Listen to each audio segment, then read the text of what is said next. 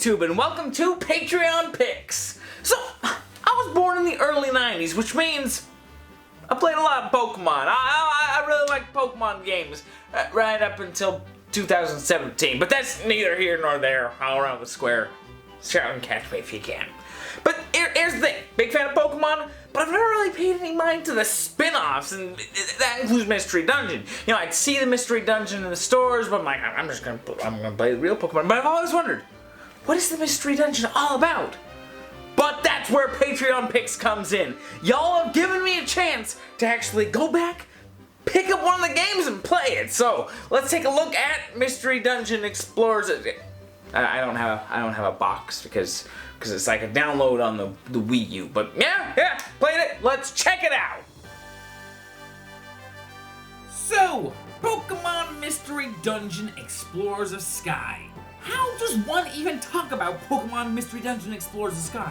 Also, why is it called Pokemon Mystery Dungeon Explorers of Sky? I went through that entire game, and not once did I explore a single Cumulus.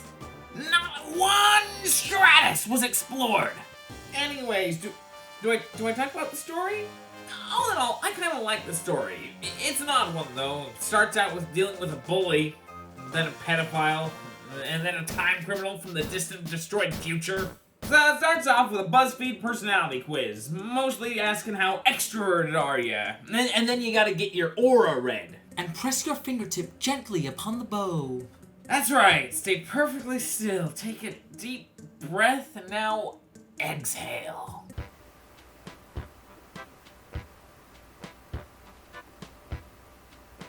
What am I doing with my life? Yellow aura, cool. I'm a Chimchar now. Whatever, yeah. My name's Chetchar, deal with it. And I get to choose a partner. We had some cool choices, but there were no ghost types, so I decided to go with the Eevee. I was hoping she could evolve later, so I named her Sparky, but she never was able to evolve, so cool. So it starts off with Sparky trying to muster up the courage to join the Pokemon Explorers Guild. But then she cowards out and then finds my mangled body on the shore. And then she's attacked by a coughing and a Zubat, and they steal her rock. Oh no, not her rock. So she asks Chetchar for his help, and then we go through the dungeon, kill a bunch of Pokemon and the thugs to get back her rock. So now she has courage whenever Chetchar is around. So she asks if I'll join the Pokemon Guild with her. Whatever, my character has amnesia. Yeah, let's do it.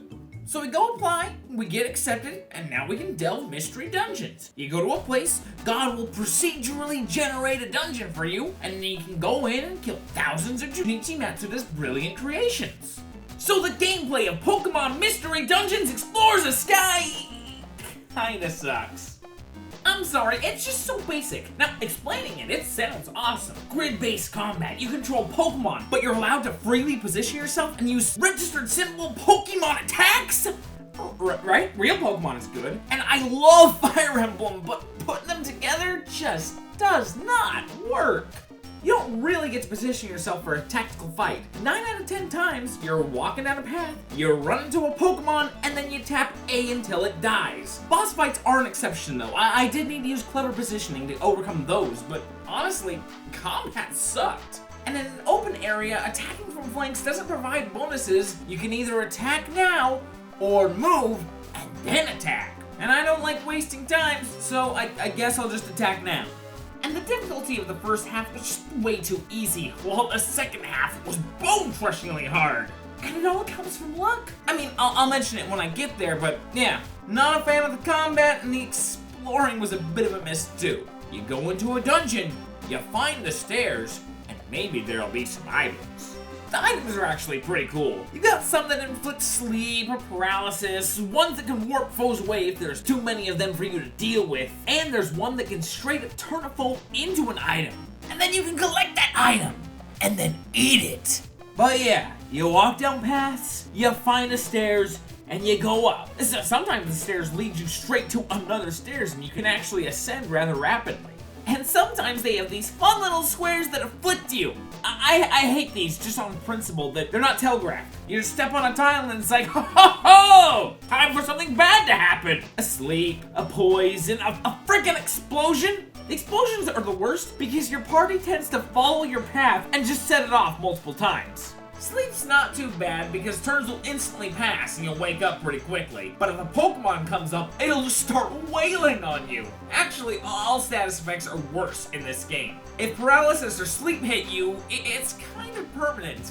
Even if you have a Cherry Berry or a Chesto Berry, because you can only control yourself, and you can't use the menus when you're afflicted. Confusion is even worse, because in real Pokemon games, you had a 25% chance of losing your turn if you were confused. In Mystery Dungeon, you have a 12.5% chance of getting your turn, because if you attack, it just randomly chooses one of the 8 surrounding spaces to strike. However, walking is funny because, pretty much the same principle. But poison is the worst. See, the reason this game is so easy early on is because, like, every 3 to 5 spaces you walk, you restore an HP. You may walk in thousands of spaces, so you'll be fine. But with poison, you start losing HP at roughly the same pace. And if you don't got no Pekka Berry, you are straight up screwed. Same with Curse, except instead of losing 3 HP, you lose a quarter of your HP. Okay, so I'm going to die. He just Kill Billed me. I can take 5 steps and... Cool. The biggest pain is that you have no control over items. You just gotta hope that the items that you need show up in the dungeon and then hoard them as if your life depends on, which is kind of hard because bag space is at a premium and status ailments are kind of uncommon. But you do gotta hold on to the apples because your Pokemon can get hungry, like in frickin' Darkest Dungeon.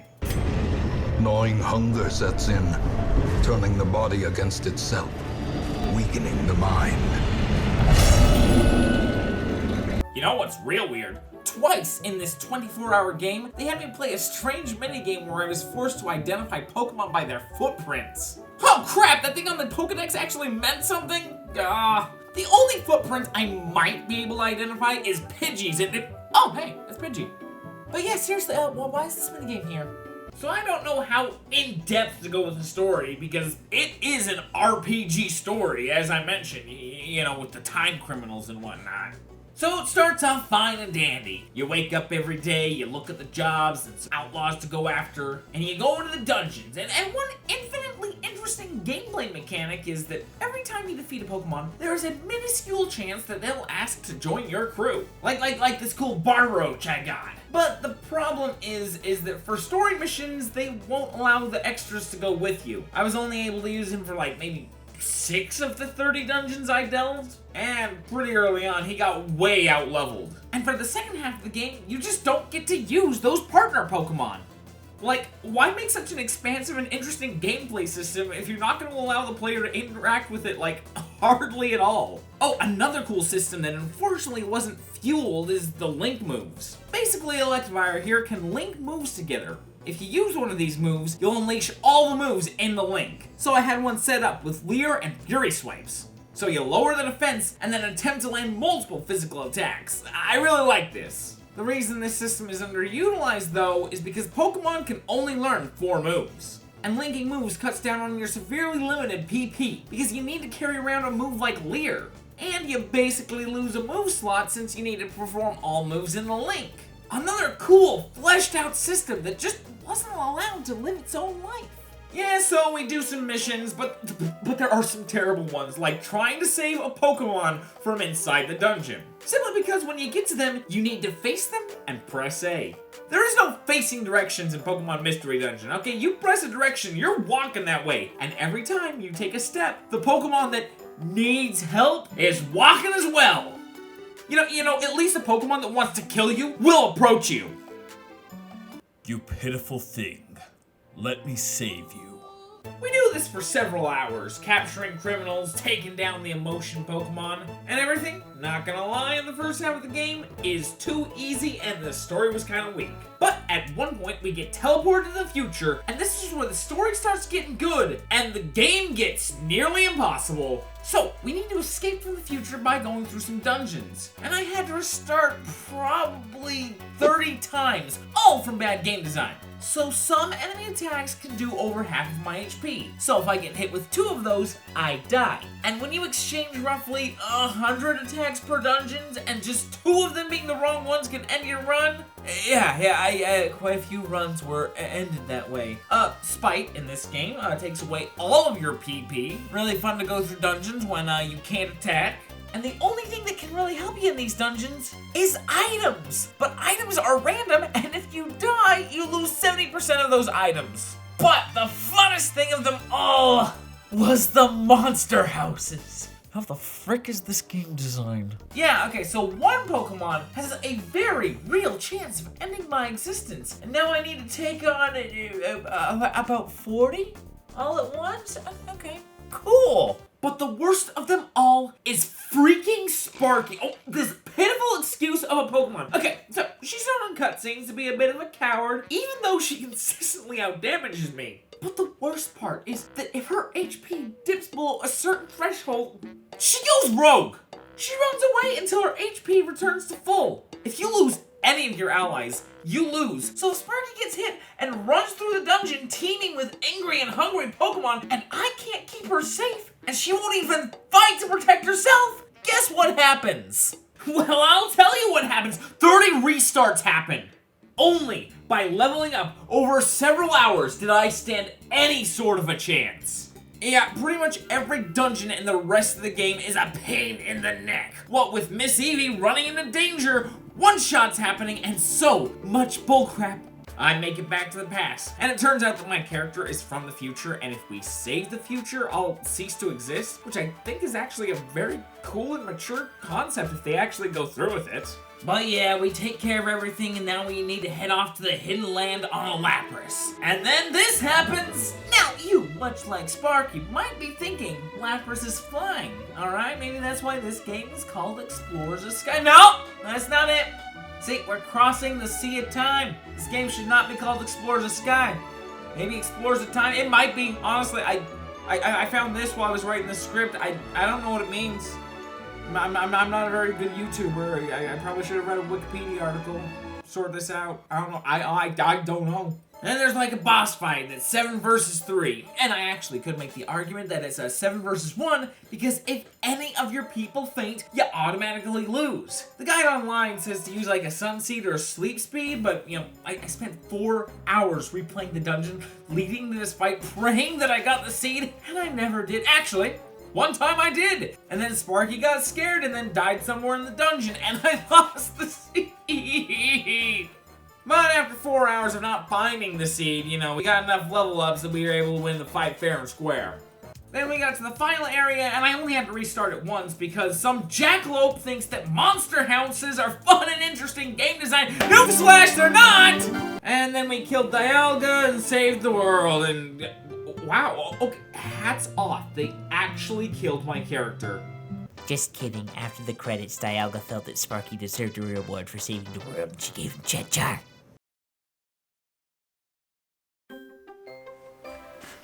So that's Pokemon Mystery Dungeons Explorers of Sky. It's got a lot of really cool ideas that it doesn't really lean into, and a lot of awful ideas that it does. But regardless, I am very grateful, Wolfster, that you let me look at this spin-off series that I've always wondered about. But what's the next game that we're going to be looking at? Hey, alright. So, do not wait over 6 months between doing episodes of Patreon picks. I had to fill out so many cards. I was able to watch both Avengers movies, Infinity War and Endgame. It took forever. Also, that's a lot, so I'm going to be spinning this thing for a while. I'm right-hand dominant and want to do this with my right hand, so how'd you not get in there? Get in there, you. Alright. Alright, while I mix those up, I want to give a quick shout out and thank you to the people who have supported me over the past couple months. Zach H. Saint, Megan, Ron Talks N, Nicole Norman, Amelia Smith, Onserios, Wolfster25, Amulia Mohan, Alpha, Gaia Aranos, Ben Zimmer, Aelia, Uncanny Stage Rage, Isaiah Thomas, Matthew Millison, and Brandon Martin. Alright, I consider that good and spun. Alright, let's see what the next episode of Patreon Picks is gonna be about. Transistor! Zach H wants me to look at Transistor, super giant game. Super fantastic. Thanks for watching. See you on the next one.